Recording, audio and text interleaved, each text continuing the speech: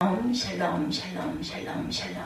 하나님 사랑합니다. 여러분 주 안에서 사랑합니다. 사무엘하 23장 말씀이죠. 전체 39절 중에서 1절에서 7절 말씀이 내 혀에 고해갑니다. 이는 다윗의 마지막 말이라 이렇게 시작하죠. 이세 아들 다윗이 말하며 높이 세워진 자 야곱의 하나님께로부터 기름 부음 받은 자 이스라엘의 노리자라는 자가 말하노라.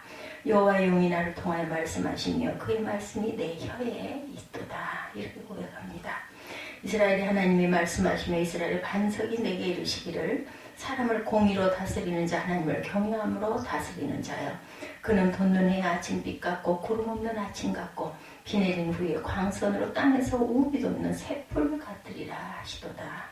내 집이 하나님 앞에 이같이 아니하냐. 하나님이 나와 더불어 영원한 언약을 세우사 만사에 구비하고 견고하게 하셨으니 나의 모든 구원과 나의 모든 소원을 어찌 이루지 아니하리라. 그러나 사악한 자는 다 내버리를 가시나무 같으니 이는 손으로 잡을 수 없음이로다. 그것들을 만지고 자는 철과 창자루를 가져야 하리니 만지는 자는 그것들을 만지는 자는 철과 창자루를 가져야 하리니 그것들이 당장에 불살리려로다 하니라. 1절에 7절까지 이렇게 다윗의 마지막 말이 고백되어집니다. 다윗은 하나님 앞에서 자기를 규정하죠. 인생의 마지막으로 하는 말을 유언이라고 합니다. 우리는 삶에서 어떤 말을 하고 인생을 끝낼 것인가를 생각할 때가 종종 있습니다. 아마도 화를 내고 불평하고 억울하다고 원망하면서 인생을 끝마치고 싶은 사람은 아무도 없을 것입니다. 우리 모두는 고맙습니다. 즐거웠습니다. 하나님께서 여기까지 지켜주신 것을 감사합니다. 또한 나를 받아주시옵소서, 문을 열어주시옵소서 아마 이렇게들 각자 입술로 고백하고 가기를 원할 것입니다. 그러나 평상시에는 늘 마음속에 불평과 원망을 가지고 살다 어느 날 죽음 앞에 서니 갑자기 고맙다, 감사하다 라고 말할 수 있을까? 마지막 말은 우리가 살아가면서 준비된 대로 말할 수 있기 때문입니다. 본문을 보면 다윗이 그의 생애를 끝내면서 마지막으로 한 말이죠. 다윗은 어떻게 자신의 인생을 조명했을까요? 다윗의 마지막 말이라. 이세 아들 다윗이 말하며 높이 세워진 자 야곱의 하나님으로부터 기름 부음 받은 자 이스라엘은 노리자라는 자가 말하노라. 이렇게 1절이 시작이 되죠. 다윗의 마지막 말이라. 그는 하나님 앞에서 자기를 규정하죠. 하나님께 규정하신 대로 말합니다. 하나님께서 높이 세운 자 그리고 하나님으로부터 기름 부음 받은 왕이 된 자. 이스라엘 사람 중에 누구보다 노래를 잘하는 자라고 말하며 자기 자신을 하나님 앞에서 규정합니다. 자신이 영에서부터 시작하였다는 것을 알고 있어요. 다윗은 이 말을 하기 전에 먼저 한 말, 그것은 이새의 아들인 다윗이라는 자신에 대한 확인입니다. 이것은 족보에 대한 이야기를 하려고 하는 것이 아니고 다윗의 아버지의 이름이 바로 이새였죠. 가문의 자랑을 하려고 하는 것이 아닙니다. 자신은 별 볼 일 없던 존재, 미천한 존재, 보잘것없었던 존재였음을 표현하기 위해서 이새의 아들이다 이렇게 말합니다. 다윗을 미워했던 사울왕도 요나단에게 이놈아 이새의 아들 다윗을 없애라 이렇게 말하죠. 그가 없어야 내가 왕이 될 수 있다 라고 말하면서 다윗을 낮춰 부른 말은 이새의 아들이라는 말이었습니다. 근데 다윗은 스스로 이 말을 사용합니다. 자신의 연약한 모습, 겸손한 모습으로 자신을 소개하죠. 그는 이세 8아들 중에 막내였어요. 양을 치는 목동이었습니다. 왕이 될 수 있는 자격과 여건은 아무것도 없었습니다. 어느 날 사무엘 선지자가 이세 아들들을 초청했을 때에도 이세는 7아들만 초청했고 막내 아들인 다윗은 양치는 데 놔두고 데려오지도 않았어요. 그만큼 아버지의 관심의 대상에서 제외되었던 그러한 아들입니다. 근데 그랬던 그가 자기의 삶을 되돌아보면서 3가지 수식을 합니다. 하나님께서 나를 높여주셨다 이렇게 고백하죠. 하나님께서 내 머리에 기름을 부어주셨습니다. 이스라엘 백성 중에서 노래를 제일 잘하는 자로 나를 세워주셨습니다. 3가지. 이것은 음악적인 능력이 좋다라는 뜻이 아니죠. 하나님께서 나를 높여주셨고 하나님께서 내 머리에 기름을 부어주셨고 나를 노래를 제일 잘하는 자로 세워주셨다. 자기 안에 영혼의 기쁨과 즐거움이 가득 차 있다는 다윗의 고백입니다. 그는 이것 때문에 수많은 시편을 쓰며 하나님 앞에 나아갑니다. 어떻게 그럴 수 있었을까요? 양치는 목동이었는데 그렇죠? 나를 여기까지 인도해주신 하나님, 나를 높여주신 하나님, 절망 속에서 내 노래를 잃지 않게 하신 하나님, 그것은 자신이 영에서부터 시작했다는 사실을 기억하고 있었기 때문이에요. 아무것도 없는 상태, 무에서 하나님이 나를 이렇게 높여주시고 나를 이렇게 세워주시고 노래 잘하는 자로 만들어주셨다라는 고백입니다. 또한 나를 내 머리에, 보잘것없는 내 머리에 기름을 부어서 왕을 삼아주신 하나님. 어떤 사람이 감사의 기도를 할 수 있을까요, 여러분들? 네, 많이 가진 자가 할 수 있는 것이 아니고 높이 올라간 자가 할 수 있는 것이 아닙니다. 아무것도 없었는데, 정말 별 볼 일 없었는데 나를 세워주신 것을 감사할 수가 있는 거죠. 인생의 시작이 0이었다는 사실, 나는 바닥으로부터 출발했다는 사실을 기억하는 사람만이 이렇게 감사를, 온전한 감사를 할 수 있는 거죠. 우리는 감사의 기도를 할 때마다 자신의 모습을 기억합니다. I am nothing. 어쩌면 과거로 얘기해야 될지도 모르겠어요. 네, 나는 원래 아무것도 아닌 존재였다. 그리고 지금도 그렇다. 이것이 확인될 때 내게 주어진 모든 삶이 너무 소중하고 감사합니다. 고난을 받았던 대표적인 성경의 인물인 욥, 여러분들 기억하시죠? 욥이 어떻게 고난을 이겨낼 수가 있었나? 40장 이상의 욥기 속에 욥은 1장부터 자신의 모습을 선포합니다. 21장 21절에 보면 내가 모태에서 알몸으로 나왔사온 즉 또한 알몸으로 그에게 돌아갈지니라. 주신 이도 여호와시오 거두신 이도 여호와시오니 여호와 이름이 찬송을 받으실지니이다. 욥기 6장 21절이죠. 그는 자신이 본래 무에서 시작했다고 자신의 모습을 확인합니다. 고난을 받으면서 하나님께 대들기도 하고 항의하기도 하고 불평하기도 했어요. 그러나 그의 근본 사상은 그것이 아니었죠. 하나님, 제가 본래 벌거벗고 왔습니다. 그리고 벌거벗고 하나님 앞에 서게 될 것입니다. 이 고백입니다. 근데 내게 주신 모든 것은 하나님의 것이고 이것을 가져가셔도 저는 할 말이 없습니다. 왜냐하면 주신 이도 거두시는 이도 하나님이시기 때문이죠. 나는 내 입으로 하나님을 찬양할 뿐입니다. 이러한 의식이 욥으로 하여금 인생의 모든 어려움을 이겨나가게 하는 힘이 되었어요. 이 말은 인생의 땀과 수고가 없었다는 말이 아니고 기가 막힌 웅동이와 고난의 자리를 경험하지 않았다는 뜻이 아니라 눈물과 탄식의 골짜기에 전혀 들어가지 못했다는 말도 아니고 그 모든 것들을 다 지나왔지만 지금도 그 속에 있지만 이만큼 살게 해주신 하나님, 이만큼 건강을 주신 하나님, 이만큼 먹고 마실 것을 주신 하나님, 이만큼의 인간관계 속에서 나를 인도해 주신 하나님 놀라운 은혜와 주권과 섭리에 감사한다라는 거죠. 이렇게 감사하면서 하나님 앞에 나아가는 모습이 바로 오늘 다윗의 모습이기도 합니다. 성경을 향해서 질문하십시오. 다윗은 하나님에 의해 자기를 규정한 후 다시 말합니다. 하나님의 말씀과 하나님의 영에 의해 자신이 어떤 존재가 되었는지를 고백하죠. 2절이죠. 여호와의 영이 나를 통하여 말씀하시며 그의 말씀이 내 혀에 있도다. 제목입니다. 그 말씀이 내 혀에 있도다. 여호와의 영이 나를 통해서 말씀하신다라는 거예요. 하나님의 말씀과 자신의 삶이 함께 묶여져서 여기까지 왔다라는 거죠. 하나님의 말씀과 자신의 말씀, 곧 말씀의 사건이 자기의 삶에 일어났던 하나님의 영의 사건의 현장이라는 고백이기도 합니다. 이 말씀을 묵상하면서 저는 오늘 나의 삶이 어떠한가, 어떻게 우리가 말씀의 사람이 될 수 있을까, 어떻게 우리가 다윗처럼 이런 고백을 할 수 있을까 생각해 봅니다. 하나님께서 나를 여기까지 인도하셨고 하나님의 영이 나와 함께 동행하신다는 사실을 고백할 수 있다면 얼마나 좋을까. 설교자로서 이 말씀이 다시 제게 부딪혀옵니다. 지금 이 순간도 여호와의 영이 나를 통하여 말씀하시는도다. 하나님의 말씀이 내 혀에 있도다. 얼마나 감사한지 몰라요. 저는 성경을 읽고 묵상하면서 신앙의 기쁨을 발견하게 됩니다. 또한 이렇게 설교하면서 그 소리를 제가 다시 듣습니다. 그리고 또한 감동을 느낍니다.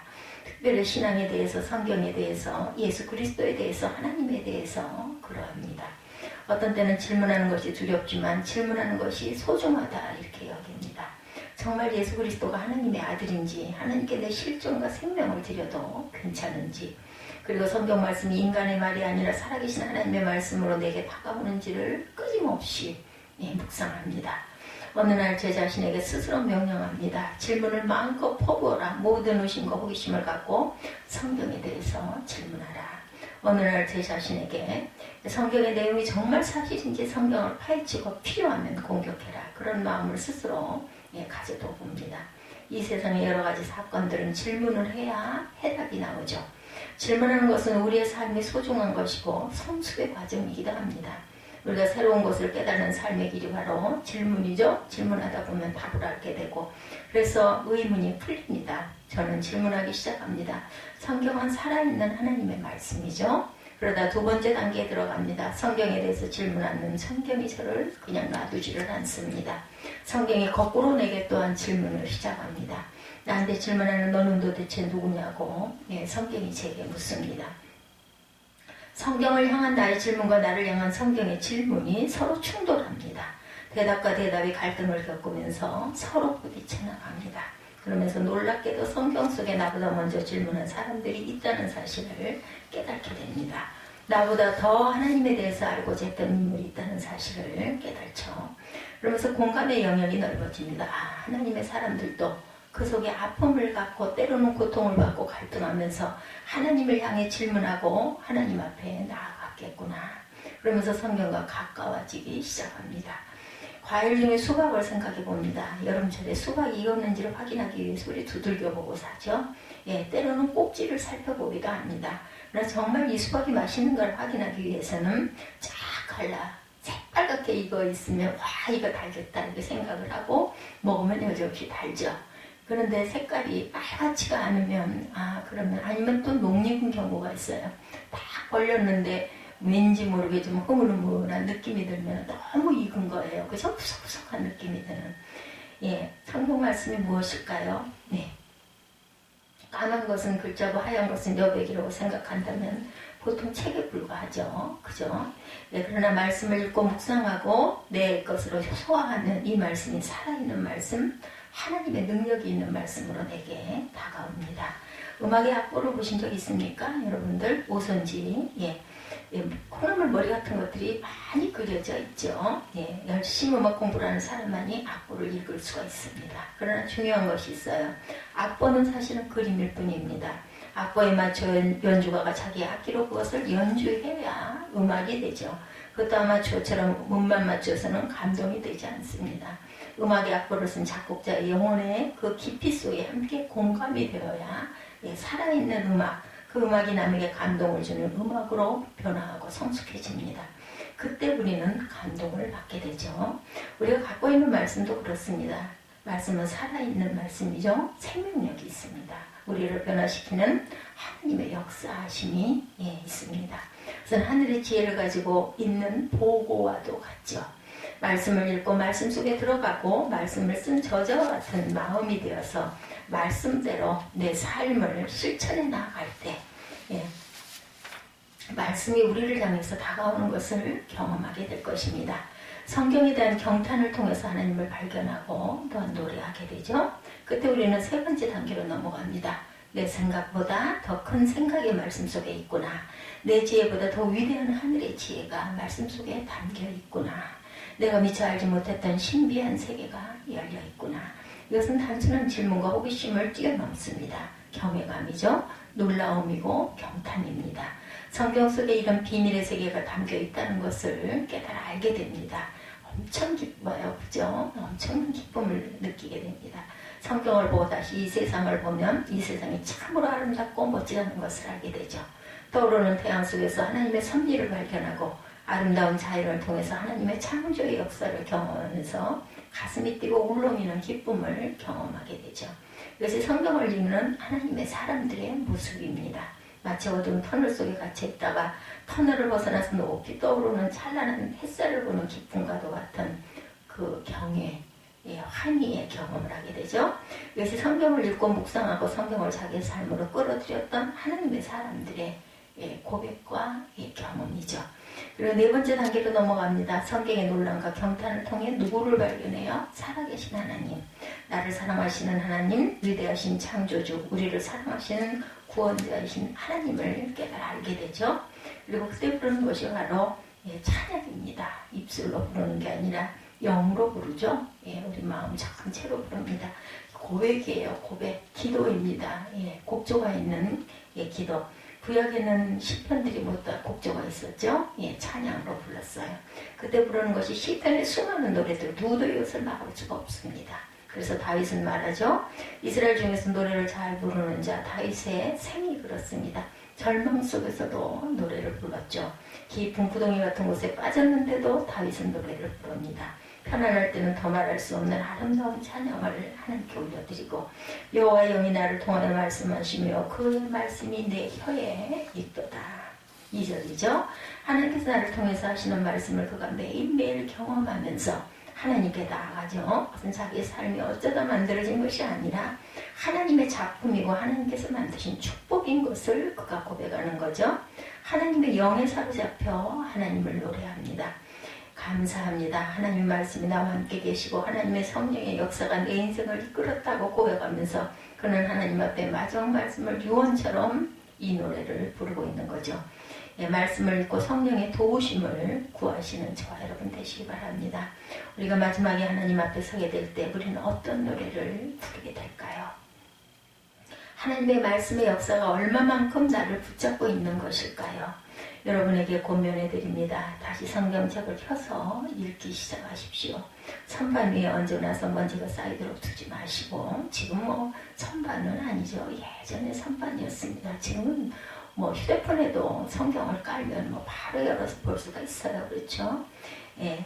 말씀을 읽어야 우리 삶의 변화가 나타납니다. 때로는 혼자 있는 것이 쉽지 않을 때가 있을 때, 큐티책에 나왔을 때 한번 구입해서 말씀을 매일 읽으라고 우리가 권면을 많이 하죠. 예, 목사가 된다고 신앙이 좋아지는 것도 아니고 직분을 맡으면 신앙이 저절로 생기는 것도 또한 아닙니다. 하나님의 말씀에 붙잡혀야만 올바른 신앙이 생기게 됩니다. 위대했던 모든 신앙의 인물들은 성령의 사람이자 말씀의 사람들이었습니다. 말씀을 놓치면 우리는 모든 것을 잃어버리게 됩니다. 성경을 다시 읽으셔야 합니다. 몰아서 읽는 것도 중요하지만 통독도 하지만 어떤 분은 통독 한 번 하고 나면 나머지 1년간은 성경을 내려놓는 분들이 계신데 식사도 한꺼번에 많이 하면 우리가 과식이라고 그러죠. 어쩌다가 하는 것입니다. 성경은 매일 읽으셔야 합니다. 성령의 도우심을 구하셔야 되죠. D.L. 무디가 재미있는 말을 한 적이 있습니다. 성령의 도움의 역사가 없는 성경 읽기는 마치 달빛 아래 있는 해시계와 똑같다. 시간을 구분하지 못한다라는 겁니다. 성령의 도우심이 없이는 말씀을 온전히 이해할 수가 없습니다. 무엇보다 오늘 읽지 않으셨습니까? 그러면 오늘부터 시작하시기 바랍니다. 내일 아침부터 하겠다 하시지 마시고 우리에게 보장되어 있지 않습니다. 내일은 이런 말이 있습니다. 오늘은 천사의 날이고 내일은 마귀의 날이다. 무슨 뜻일까요? 우리가 내일부터 예배를 드리겠다고 하면 마귀는 이렇게 이야기합니다. 참 좋구나. 내일부터 시작해라. 우리가 내일부터 기도를 시작하겠다면 마귀는 또 이렇게 말합니다. 맞다. 내일부터 해라.